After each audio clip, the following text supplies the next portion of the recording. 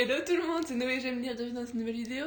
Aujourd'hui, je vais vous faire un tag que j'ai vu sur la chaîne de La Bouquinade et aussi sur la chaîne de Rêve ta vie en lecteur. Donc, c'est deux chaînes que je suis beaucoup sur YouTube parce que je les aime beaucoup, elles sont super sympas, super mignonnes et tout.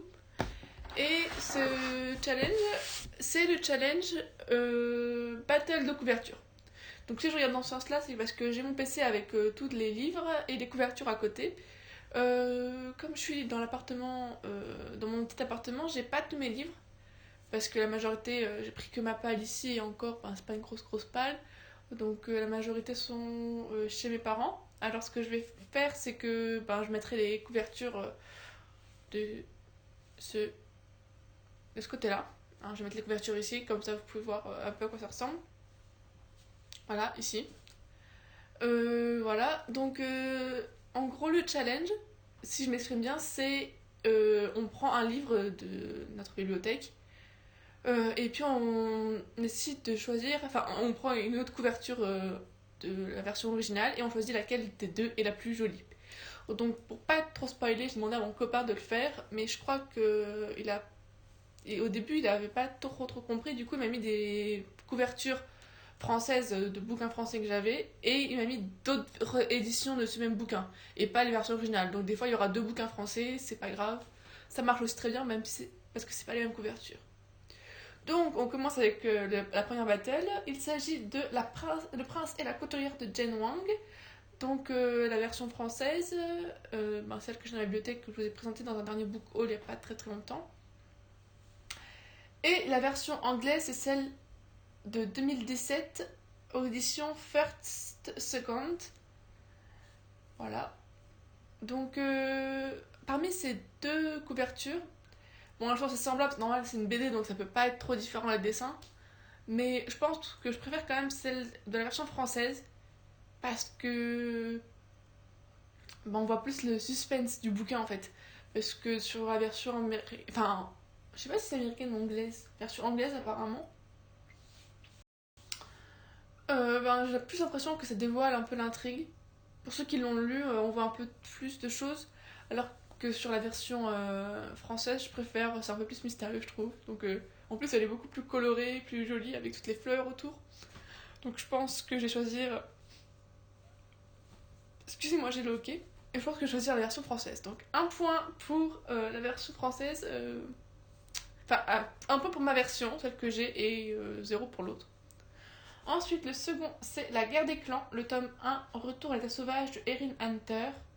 Donc moi, je l'ai aux éditions PKJ, donc je l'ai eu en version gratuite, vous savez, souvent c'est La Guerre des clans, le premier tome est en version gratuite.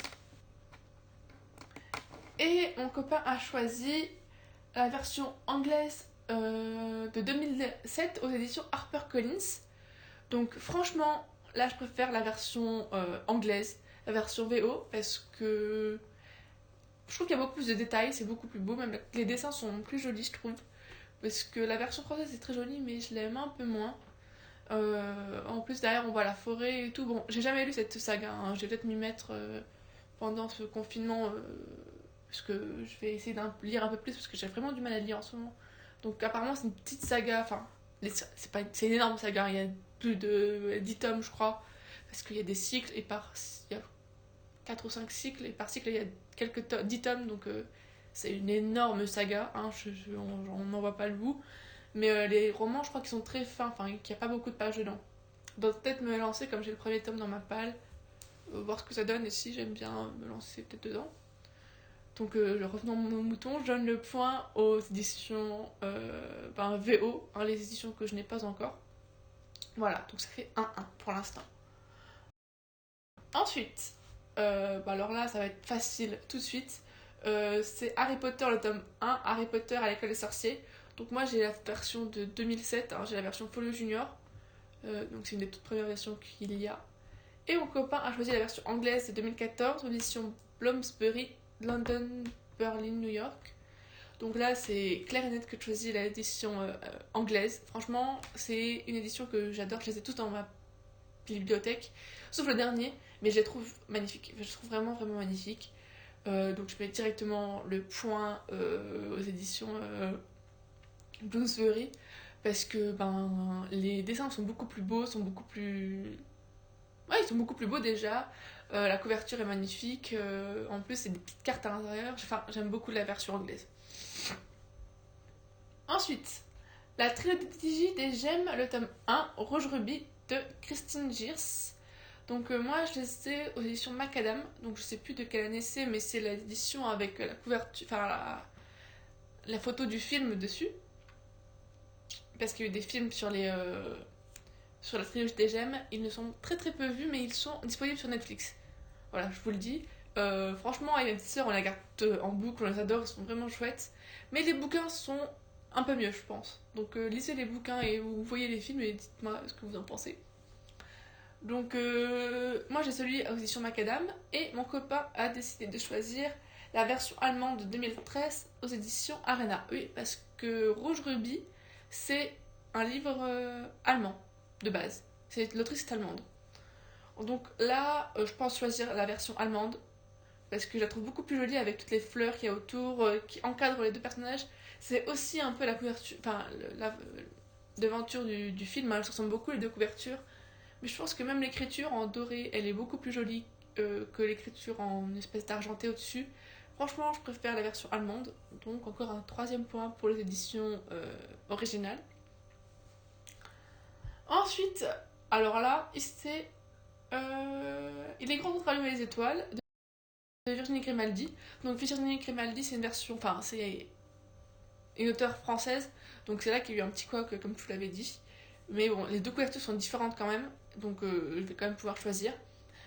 Donc moi, la couverture que j'ai, c'est celle avec la petite caravane. Donc c'est celle aux éditions Le Livre de Poche. Et il y a eu d'autres couvertures, une bleue et une dorée, que Le Livre de Poche a sorti en... attendez que je regarde, en 2019. Donc celle-là, je les avais pas du tout vues. Et je pense que je les préfère parce que déjà, je sais pas si je vous l'avais dit quand j'avais fait l'update de lecture de ce livre, mais je n'aime pas du tout la couverture. Moi, quand j'avais lu ce livre dans ma wishlist, c'était une autre couverture, enfin c'était la toute première que je trouvais magnifique. Et là, la deuxième, enfin celle en doré et en bleu, ressemble un peu plus à à la, à la couverture d'origine. Enfin, c'est un peu plus, enfin c'est plus joli, je trouve. Mais bon, je vais pas me plaindre de la couverture, hein, c'est même pas à moi de base, c'est à ma mère, donc voilà. Mais je préférais la première couverture, donc là je mets le point à la couverture que je n'ai pas, donc aux versions originales, même si c'est pas la vraie version originale. Voilà, voilà. Ensuite, le, le sixième, le cinquième livre, pardon. Le cinquième livre, il s'agit de Histoire éternelle de Lise Braswell. Donc moi je l'ai aux éditions Hachette Rose, hein, la couverture magnifique que j'adore. Et il l'a choisi à la version anglaise aux éditions Disney. Donc là, les deux sont jolis, vraiment. Mais je pense mettre le point à la version française parce qu'elle est beaucoup plus colorée. Et moi je préfère les éditions quand elles sont colorées, etc. Parce que j'aime bien mettre un peu de couleur dans mes livres et tout. Je préfère quand mes bibliothèques est colorée que plutôt en blanc ou en noir. Et franchement, je préfère la couverture. Les deux sont magnifiques, quand même. Cette petite fumée est vraiment très très jolie. Mais je pense pencher plus sur la première. Donc ça fait un nouveau point pour les éditions. Les dernières éditions que pour les éditions originales. Les éditions françaises, voilà. Ensuite, il s'agit de la couverture Phobos. Donc là, je vais aussi mettre le point pour les éditions françaises. Parce que je trouve que les éditions américaines, qui est. Parce que je vous dis juste l'édition, ce serait bien, hein. C'est Phobos, le tome 1 de Victor Dixon, aux éditions Robert Laffont pour les éditions françaises, et aux éditions Hot K Books pour l'édition anglaise. Donc c'est la version de 2018. Donc moi je préfère vraiment la couverture de la couverture française. Oui, elle est plus sombre, mais je trouve que elle est beaucoup plus simple. Parce que j'aime la couleur, mais j'aime aussi quand c'est simple. L'autre, elle est beaucoup trop bariolée pour moi. Enfin, avec tous les cercles et tout. Enfin, je l'aime pas tellement. J'aurais pas forcément craqué dessus si je l'avais vu. Je préfère clairement la première avec la fille qui est en position fœtale et tout. Enfin, je la préfère. Voilà. Donc ça fait 3 points pour les versions françaises. Ensuite, Les Chroniques des Enchanteurs, le tome 2, 17 lunes, de Camille Garcia et Margaret Stoll. Moi, j'ai l'édition Le Livre de Poche. Et la version anglaise, c'est les éditions Antanglet Publishing. Je préfère clairement la version française. Donc moi, j'ai toujours préféré la version française parce que toutes les couvertures sur les chroniques des enchanteurs, c'est des plantes et je les trouve vraiment magnifiques. Cette verdure sur un fond noir, je trouve ça extrêmement joli. Voilà. Les chroniques des enchanteurs, ils sont aussi parus en film. Le premier film, par contre. Le premier livre est paru en film. Je crois qu'il s'appelle. Je sais plus s'il s'appelle 16 lunes ou Chroniques des enchanteurs, mais il y a eu un film il y a quelques années quand même sur ce livre. Moi, je les ai jusqu'au 18, enfin jusqu'au 3e, il me manque le 19e pour finir la saga. Et j'adore cette saga, franchement, je vous la conseille parce qu'elle est pas très très connue, j'ai l'impression. Mais en tout cas, pour ce choix, je mets encore un point aux éditions françaises. Donc ça fait 5 points, je crois, pour les éditions françaises pour l'instant. De toute manière, je mets les points, hein, je pense qu'ils sont là depuis le début, mais je mets les points parce que je ne compte pas vraiment. Ensuite, c'est The Book of Ivy. Et là, encore une fois, je mets le point aux éditions françaises, qui sont les éditions PKJ, alors que les éditions américaines, non, ou anglaises, je sais jamais, hein, sont les éditions Hyperion Books, donc voilà. Moi, je préfère vraiment les éditions françaises avec, encore une fois, la couleur, hein. Et puis même, j'aime beaucoup la robe de Ivy, enfin, elles sont toutes les deux en robe blanche, mais on voit plus de personnages, on voit plus... Ouais, je le trouve beaucoup plus joli avec le vert autour dans le premier tome que dans le second. Voilà, voilà. Ensuite, l'avant-dernier, il s'agit de Darkest Mind, Les Insoumis, le tome 1, Rébellion de Alexandra Bracken. Donc moi, je l'ai aux éditions Le Livre de Poche. Et l'autre édition, c'est l'édition Hyperion Books. Ouais. Aussi. Donc là, clairement, je préfère l'édition anglaise, puisqu'elle est beaucoup plus fournie en détails, etc. Et puis je la trouve plus jolie tout simplement. En plus, la version française, c'est en noir et blanc. Je crois que c'est l'affiche du film, s'il me semble, parce que oui, il y avait un film aussi dessus. Je pense que c'est l'affiche du film, mais je ne l'ai pas vue, donc je ne peux pas vous dire.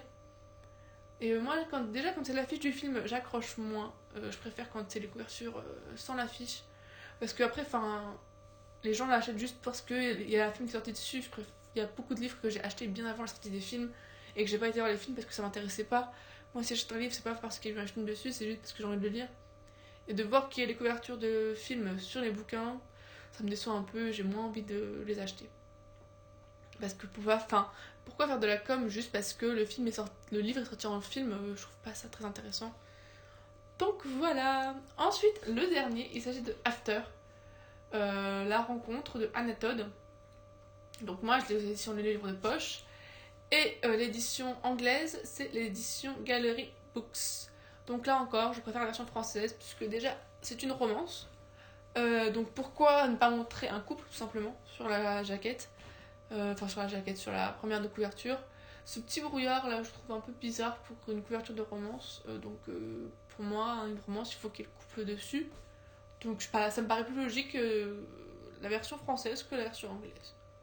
Voilà, voilà. Bon, bah voilà, cette vidéo est finie. J'espère qu'elle vous a plu. Si c'est le cas, n'oubliez pas de mettre un petit j'aime, de mettre un petit commentaire, de vous abonner. Et bien sûr, à une prochaine. Et faites de bonnes lectures. Ciao!